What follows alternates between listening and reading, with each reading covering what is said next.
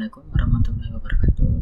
Perkenalkan, nama saya Raffi Diagara dengan NIM 103112400252. Kali ini saya akan menjelaskan tentang materi hitung peluang. Tujuan dari pembelajaran materi ini yang pertama yaitu untuk menghitung sebuah peluang.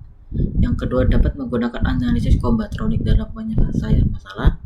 Yang ketiga yaitu memahami kejadian saling bebas. Pendekatan teori peluang. Pendekatan pada teori peluang itu ada beberapa dan kita akan membahasnya pada awal ini. Yang pertama yaitu ada pendekatan asiktomik di mana probabilitas suatu peristiwa A dinyatakan dengan PA dan harus memenuhi 3 hukum dasar aksioma berikut. Yang pertama, nilai probabilitas suatu peristiwa itu nggak bakal negatif. Jadi di sini nilai peluang itu A sama dengan 0 atau lebih sama dengan 0. Kalau misalnya nilai itu bernilai negatif, maka itu bukan peluang. Karena peluang negatif itu mustahil untuk terjadi. Yang kedua, probabilitas seluruh ruang sampel kejadian itu pasti adalah 1 atau 100%. Contoh, jika kita ngelempar koin nih, jika muncul angka, pasti kan bakal muncul gambar. Nah, kemungkinan itu jika digabungkan, pasti totalnya cuma 1. Terus, jadi suatu percobaan itu pasti ada suatu kejadian yang terjadi. Entah kita kalau ngelempar koin itu isinya gambar atau angka, tapi kan pasti nilainya tetap 1. Nggak mungkin 0. Jadi peluang kejadian itu pasti selalu bernilai 100%, tidak kurang atau tidak lebih. Dan yang ketiga yaitu hukum penjumlahan,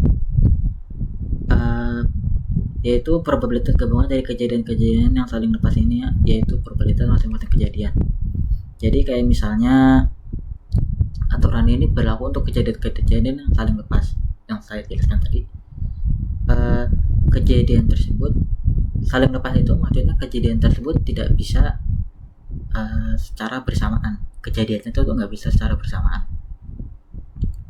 Kayak semisal kita menghitung peluang muncul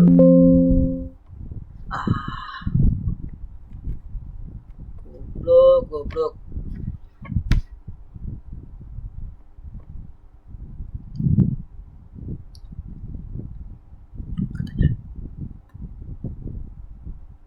Yang ketiga yaitu hukum penjumlahan, di mana probabilitas gabungan dari kejadian saling lepas ini yaitu jumlah probabilitas dari masing-masing kejadian. Peristiwa ini terjadi jika kejadian ini yaitu saling lepas atau tidak bisa terjadi secara bersamaan. Kayak semisal kita ngelempar dadu, kan berarti ada angka 1 atau sampai seterusnya, kan nggak mungkin angka 1 terus. Jadi kedua kejadian ini pasti nggak mungkin secara bersamaan.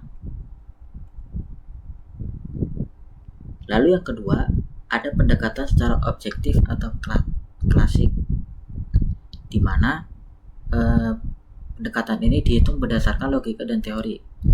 Asumsi utama pada pendekatan ini yaitu bahwa semua hasil eksperimen memiliki peluang yang lebih besar atau sama. Jadi itu disebut namanya equally likely. Contohnya, kalau kita pakai dadu yang seimbang, kan nggak mungkin angka 3 itu bakal sering muncul daripada angka yang lain gitu. Misal angka 5. Semua sisi dadu ini pasti kan angka-angkanya berbeda-beda. Nggak pasti 3 pasti kan lebih, entah lebih kecil entah lebih beda. Jadi jika terdapat kemungkinan hasil itu, peluang tersebut adalah 1N, yaitu jika peluang ini terpenuhi, pendekatan ini bakal bisa dilakukan dengan baik. Lalu yang kedua itu objektif, yaitu nilai probabilitas sama untuk setiap pengamat Artinya siapapun yang hitung peluang itu pasti hasilnya bakal sama. Gak peduli dia yang hitung, gak peduli orang lain yang hitung atau saya yang hitung, peluang munculnya itu pasti bakal beda-beda. Yang pertama itu, yang kedua, yang ketiga maksudnya yaitu teoretis, di mana peluang dapat ditentukan tanpa melakukan percobaan. Kita nggak perlu tuh ngelempar koin sungguhan buat tahu bahwa sisi angka 50% itu 50%. Kita bisa menggunakan teori aja. Jadi kita nggak usah beneran kita lakuin, ituin koin angka gitu. Nggak usah, kita cukup menggunakan teori saja. Lalu tidak dipengaruhi oleh keyakinan atau pendapat individu. Jadi pendekatan ini tuh nggak dipengaruhi sama perasaan, keberuntungan atau pendapat pribadi seseorang. Peluang itu pasti itu murni. Contohnya seperti yang tadi saya contohkan, yaitu koin dan pelemparan dadu. Yang ketiga itu pendekatan frekuensi relatif, itu dimana di pendekatan ini dihitung berdasarkan pengalaman dan data. Pendekatan ini itu tidak langsung ditentukan dari teori saja, tetapi harus ada yang benar-benar terjadi dari lapangan. Lalu probabilitas ini didefinisikan sebagai proporsi terjadinya suatu peristiwa dalam jangka panjang dengan kondisi percobaan stabil. Maksudnya di sini tuh pendekatan ini tuh ngelakuin percobaannya tuh nggak berubah-berubah, jadi tetap stabil di itu aja. Semakin lama percobaan yang dilakukan, maka nilai peluang yang diperoleh itu bakal semakin mendekati nilai probabilitas sebenarnya. Jadi kalau semakin banyak, mungkin nilai probabilitasnya bakal makin dekat. Makanya di sini karakteristiknya itu yang pertama, menggunakan frekuensi relatif dari sejumlah besar percobaan. Jika lebih besar, nilainya mungkin akan mendekati nilai probabilitas. Dan ini semakin banyak percobaan, hasil probabilitas semakin mendekati nilai sebenarnya. Nah, itu yang tadi saya sampaikan. Kalau semisal kita melakukan percobaannya banyak, pasti hasilnya itu akan mendekati nilai sebenarnya. Kayak contoh percobaan melempar koin sebanyak 1000 kali, lalu didapat gambarnya itu muncul sekitar 529 kali. Lalu kita bagi 529 dibagi sama hasil percobaan, ditemukan sekitar 5,29%.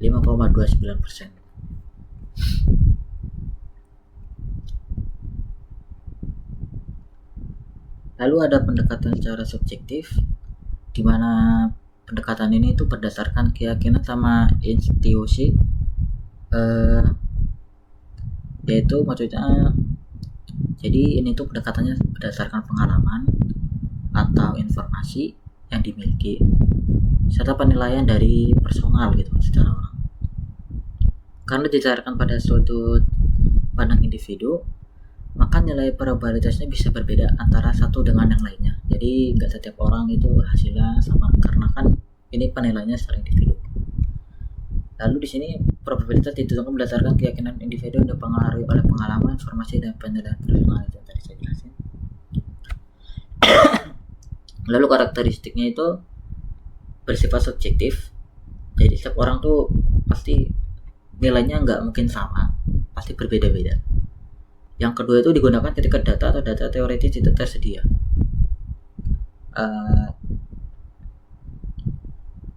Kayak contoh penggunaannya, strategi pemasaran produk baru, kan nggak setiap orang sama gitu kan. Kita yang A itu misal pakai sosial media terus bikin video lucu, yang kedua itu pakai video estetik, kan beda.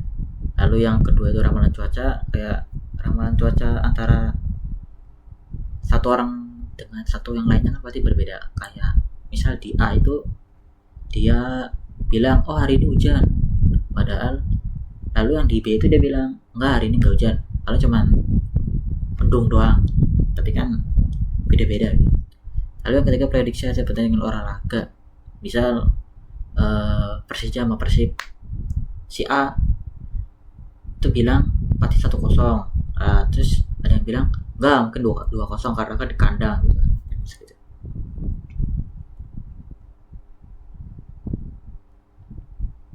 Oke, setelah melalui pendekatan-pendekatan, kita bakal membahas konsep peluang. Apa sih peluang itu? Peluang itu jika kejadian dapat terjadi dalam encara secara equally dan sebanyak encara memenuhi kriteria kejadian A, atau mungkin bahasa mudahnya, peluang itu ukuran seberapa besar kemungkinan suatu kejadian itu bakal terjadi. Kayak misalnya itu kita bakal nentuin peluang kejadian A itu berulang lagi, kayak peluang misal gerhana matahari atau apa gitu, gerhana matahari tapi bareng sama apa.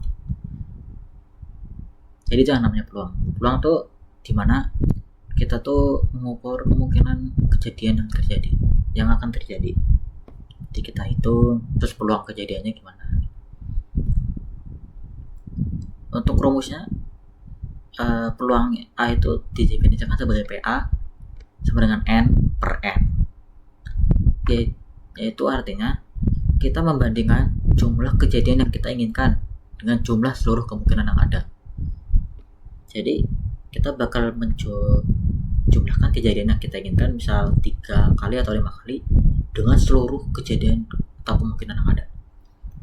Syarat mutlak dari probabilitas ini yaitu yang pertama seperti yang awal tadi, yaitu nilai tidak kurang dari 0. Mungkin itu lebih dari 0 atau sama dengan 0, karena nilai peluang itu nggak bakal bersifat negatif. Dan yang kedua itu P sama dengan 1 ya. Itu artinya peluang dari seluruh kemungkinan kejadian yang mungkin terjadi antara 1 atau 100%. Contoh, kita di sini menggunakan peluang memiliki 2 anak perempuan dalam keluarga dengan maksimal 3 anak. Yang pertama, kita bikin dulu ruang sampel. Di sini keluarga dengan maksimal 3 sampel, itu 1 anak, yaitu 2 kemungkinan, PL perempuan dan laki-laki. Yang kedua itu 2 anak, yaitu sebanyak 4 kemungkinan, perempuan laki-laki, laki-laki perempuan, laki-laki laki-laki. Lalu yang ketiga itu ada 8 kemungkinan, perempuan laki-laki, dan sampai seterusnya. Kita hitung ada dari 1 anak sampai 3 anak. Kalau 1 kan kita ada 2, lalu di 2 kita ada 4, lalu di 3 kita ada 8. Kita hitung yaitu di sini 2 ditambah 4 ditambah 8 sama dengan 14. Kita menggunakan rumus asli, yaitu kejadian yang memenuhi dibagi total kemungkinan. Jadi mulai 2 anak perempuan, itu di sini kita memakai 4, itu didapat dari 2 anak ya. Lalu 14 itu dari ruang sampel, sama dengan adalah 2/7. Jadi ada 2/7 kemungkinan bahwa ada 2 anak perempuan dalam maksimal 3 anak. Oke, lanjut. Aturan hitung cepat probabilitas. Untuk hitung cepat ini sebenarnya ada banyak, tetapi ada 2 aturan utama, di mana yang pertama itu hukum penjumlahan dengan menggunakan aturan atau, yang digunakan untuk menentukan rumus peluang terjadinya kejadian A atau B.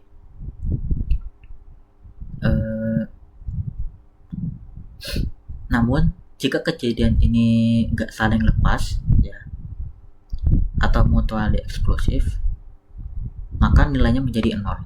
P A B sama dengan 0. Kalau semisal rumus ini, kalau ada kemungkinan bahwa kejadian A dan B dapat terjadi secara bersamaan, jika bagian yang berdasarkan ini dikurangkan, maka peluangnya akan terhitung 2 kali. Yang kedua yaitu hukum perkalian. Di sini makanya kita dan, kalau yang tadi kan atau, sekarang makanya dan. digunakan untuk menentukan peluang terjadinya kejadian A dan B secara bersamaan.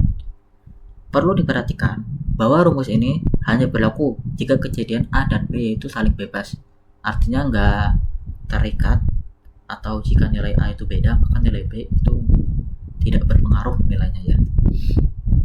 Saling bebas berarti terjadinya kejadian A tidak mempengaruhi peluang terjadinya kejadian B, atau sebaliknya.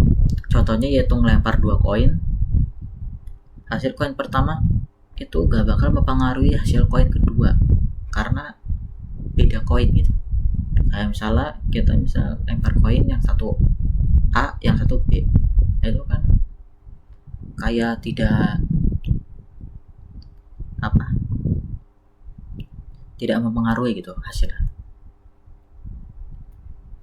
Rumus ini berlaku jika peluang kejadian A dan B yaitu saling bebas atau independen. Lalu di sini ada hukum-hukum peluang. Identity loss itu maksudnya jika kejadian A digabung dengan himpunan kosong atau nggak ada kejadian, hasilnya tetap kejadian A. Begitupun juga dengan A yang beririsan dengan himpunan kosong, hasilnya anak kosong karena nggak ada kesamaan.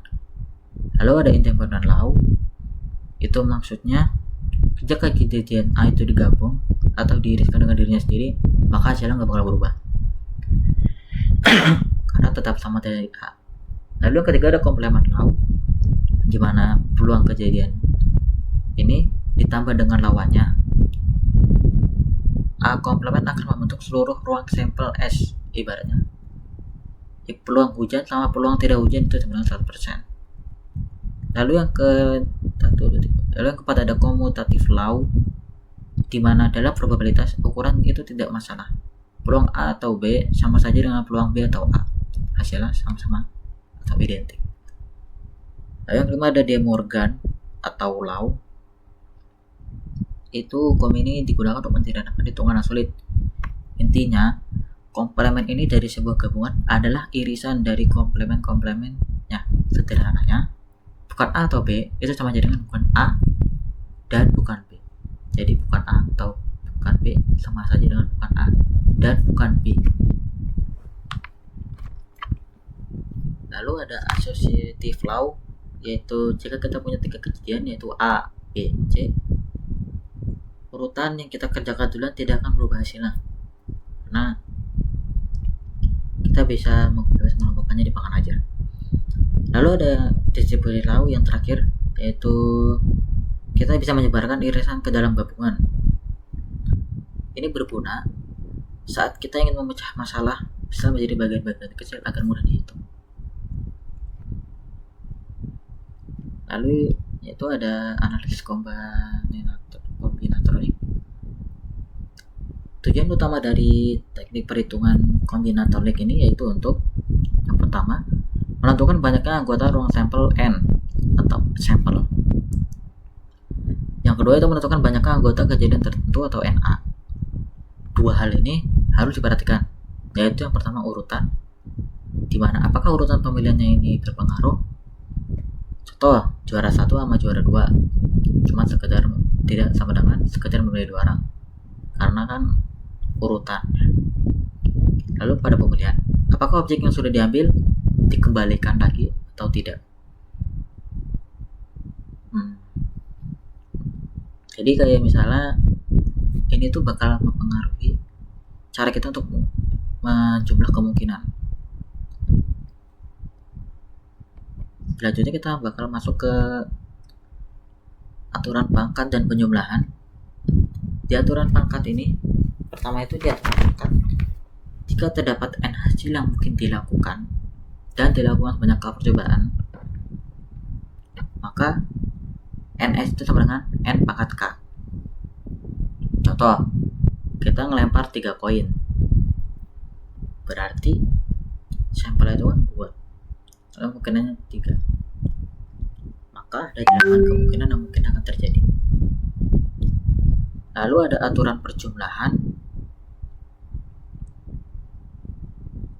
itu digunakan untuk kejadian yang saling lepas atau tidak dapat terjadi bersamaan. Untuk penjumlahan kita memakai atau.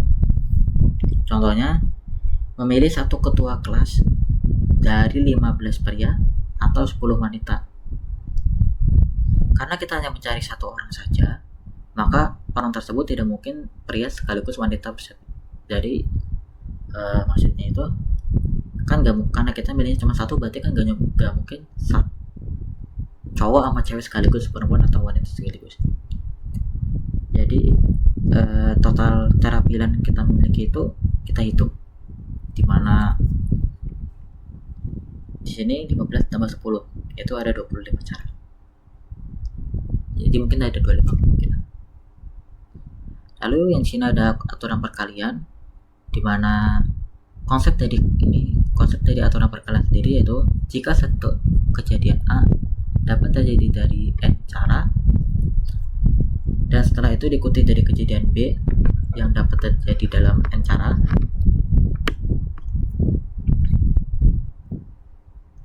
maka total kemungkinannya itu adalah hasil dari perkalian. Kalau tadi kita menggunakan atau, di sini kita menggunakan dan. Rumus umumnya itu di sini NS sampel yaitu sama dengan N1 dikali N2 sampai seterusnya hingga N sampai K. Di mana rumus ini nunjukin bahwa kita tinggal mengalihkan jumlah kemungkinan dari setiap tahap kejadian. Contoh, plat nomor. Misal di sebuah plat nomor itu ada 2 huruf di depan, di mana setiap huruf memiliki 26 kemungkinan. 4 angka, dengan angka pertama memiliki 9 kemungkinan dan 3 angka berikutnya masing-masing 10 kemungkinan. Lalu satu huruf di belakang dengan 26 kemungkinan. Maka total kemungkinan dari plat nomor yang terbentuk adalah hasil dari perkalian seluruh komponen tersebut. Kalau kita kalikan, itu seperti 26 kali 26, lalu dikali 9 kali dikali 10, lalu dikali 10, lalu dikali 26. Karena semua bagian ini disusun secara berurutan, maka tidak kemungkinan diperoleh dengan mengalihkan seluruh komponen tersebut. Lalu selanjutnya ada faktorial, di mana untuk susunan lingkar atau posisi dianggap sebagai acuan. Rumusnya itu N sama dengan 1 faktorial. Misal, ada 4 orang duduk di meja bundar. Kita bakal cari berapa cara agar 4 orang ini dapat pindah-pindah. Di sini kita pakai faktorial, yaitu 4 dikurang 1 sama dengan 3 dikali 2 kali dikali 1. Jadi didapatkan selesai 6 cara. 4 dikurang 1 kan 3. Nah, sisa dari ini itu kita kali-kalikan sampai sebanyak 3 kali, sebanyak hasil pengurangan ini. Jadi bisa di sini 5 dikurang 1 biasanya 4. Berarti 4 dikurang 3 dikali 2 dikali 1. Karena 4 ya. Lalu ada aturan pengurangan menghindari perhitungan ganda. Konsep ini sangat penting karena agar perhitungan kita itu tidak berlebihan atau salah hitung. Aturan ini digunakan jika dua kejadian tidak saling lepas, artinya kedua kejadian tersebut bisa terjadi secara bersamaan. Dalam kondisi seperti ini, kita tidak langsung menunjukkan hasilnya begitu saja, karena ada bagian yang sama di antara kedua kejadian tersebut. Logika dasarnya, jika kejadian A dan B dijumlahkan, maka bagian yang beririsan akan terhitung 2 kali. Oleh karena itu, bagian irisan harus digunakan 1 kali. Berarti, jika kita menjumlahkan kejadian A dengan kejadian B, maka bagian A yang menjadi irisan antara A dan B akan terhitung 2 kali. 1 kali saat dihitung sebagai A, 1 kalinya itu jadi B. Jadi A, B itu beririsan, yang pertama itu dihitung dari A, yang kedua itu dihitung dari B. Agar hasilnya benar, maka kita harus mengurangkan kejadian tadi dengan 1 kali. Untuk rumusnya, yaitu di sini terlihat, di mana rumus ini memastikan bahwa setiap anggota hanya dihitung 1 kali saja, tidak lebih dan tidak kurang. Contoh, bilangan habis dibagi 6 atau 9. Terdapat bilangan yang habis dibagi 6 dan 9 sekaligus kelipatan 18. Jika kita tidak mengurangkan bagian irisan ini, maka bilangan-bilangan tersebut akan dihitung sebanyak 2 kali. Oleh karena itu, kita perlu mengurangkan jumlah bilangan yang habis dibagi 6 dan 9 sekaligus agar perhitungannya jadi tepat. Lalu di sini permutasi, yaitu cara memilih dan menyusun objek dengan memperhatikan urutan. Jadi kita bakal memilih objek itu berdasarkan urutan, bukan sekedar asal pilih. Karena ini permutasi. Untuk menghitung banyaknya cara dalam permutasi, kita menggunakan rumus ini, di mana n sama m sama dengan n faktorial per n min m faktorial, di mana adalah n dengan jumlah objek, m adalah jumlah objek yang dipilih. Contoh, misal di sini ada 5 orang dan dipilih 3 orang untuk posisi ketua, sekretaris, dan bendahara. Kita masukkan n di sini, yaitu sebanyak total jumlah objek, yaitu 5, akan 5 orang.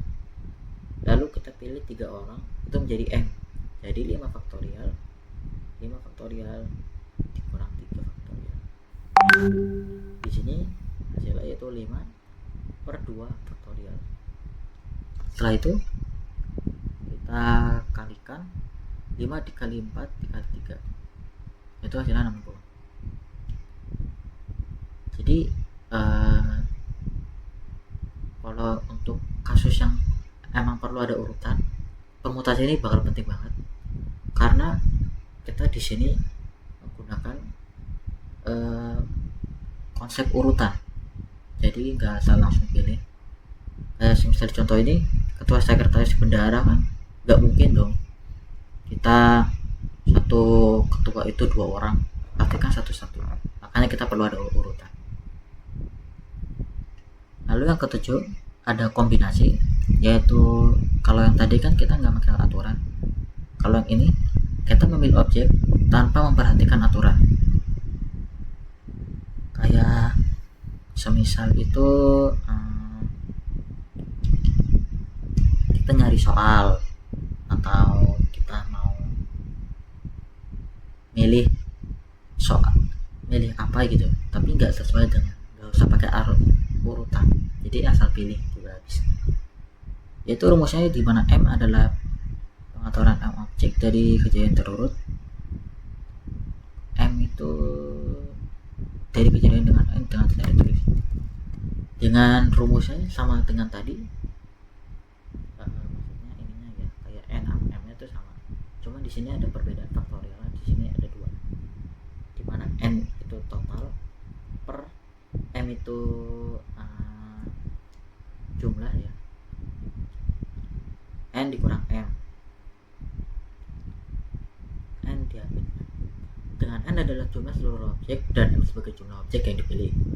Contoh, dalam ujian mahasiswa dapat diharuskan menjawab dari dan memilih 10 dari 12 soal yang diberikan, maka kita masukkan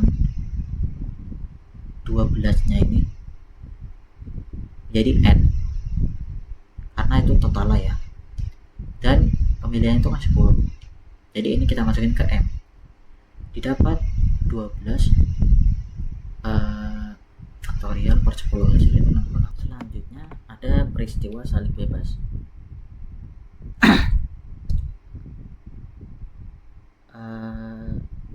Dua definisi dari selalu bebas, saling bebas ini, yaitu dua kejadian dikatakan independen atau bebas jika terjadinya atau tidak terjadinya salah satu kejadian tidak mempengaruhi peluang terjadinya kejadian yang lain. Kayak semisal baik kejadian utama itu maupun kebalikannya tetap gak saling mempengaruhi selama A dan nama B itu independen. Kayak semisal kita melemparin koin secara bersamaan, itu kan kalau semisal secara barengan itu saling bebas, karena peluang si koin A itu gak bakal ngaruh ke koin B karena beda ininya, pelemparannya itu beda, A sendiri B sendiri, makanya itu saling bebas. Lalu kejadian A dan B dikatakan independen jika dan hanya jika PAB sama dengan PAPB. Artinya, peluang terjadinya A dan B secara bersamaan sama dengan hasil peluang kali masing-masing kejadian. Yaitu maksudnya, jika persamaan ini terpenuhi, maka kita tidak dapat menyimpulkan bahwa kejadian A dan B tidak saling mempengaruhi satu sama lain. Jadi kejadian A sama B itu gak bakal ngaruh satu sama lain. Itu yang dinamakan saling bebas.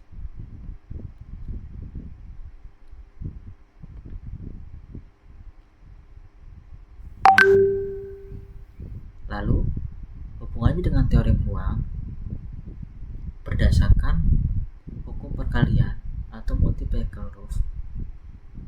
Rule itu PAB atau PABB, yaitu dimana jika A dan B independen, berarti PA dan PBA sama dengan PB. Artinya bahwa kita tahu bahwa kejadian B itu nggak bakal merubah kejadian A.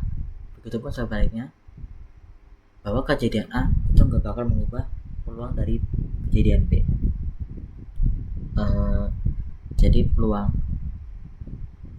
Jadi kejadiannya itu nggak bakal saling berhubungan walaupun kita balik juga. Misal di sini ada dua peristiwa A dan B itu independen, maka peristiwa tersebut juga independen. A dan B di sini dengan syarat independen itu jika A garis ini berarti itu tuh dia nggak terjadi. Berarti kalau A ini misalnya A dan B, nah A ini tuh terjadi, tapi kalau B itu nggak terjadi, itu tetap independen. Yang kedua, itu A nya nggak terjadi tapi B nya terjadi, itu tetap independen. Dan kalau kedua-duanya itu juga tetap independen. Karena syarat dari independen sendiri itu PA PB, yang artinya kejadian itu tuh gak bakal berpengaruh satu sama lain. Walaupun kita udah balik-balik, terus kita ubah atau kita samain ininya, peristiwanya tersebut, kayak ini A dan B kita balik, jadi A nya gak kejadian tapi B nya kejadian, atau sama-samanya itu gak kejadian, itu tetap sama-sama independen.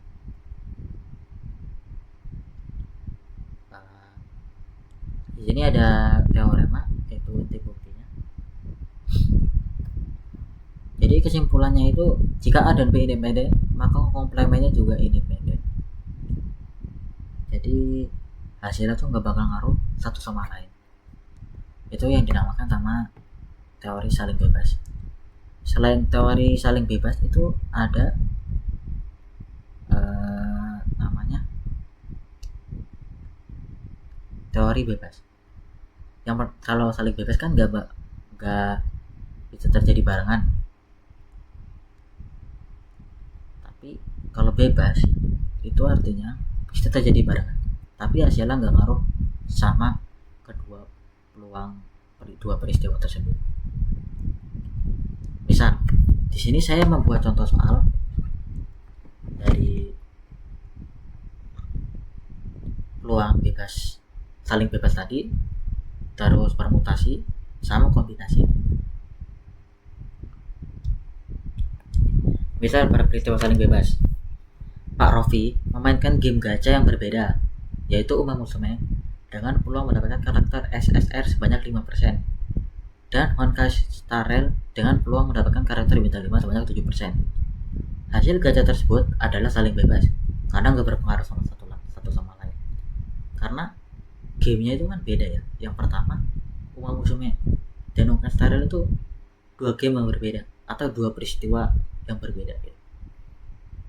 Di sini kita bakal menentukan peluang pemain mendapatkan SSR dari game Uma Musume dan karakter bintang 5 dari game Honkai Star Rail sekaligus.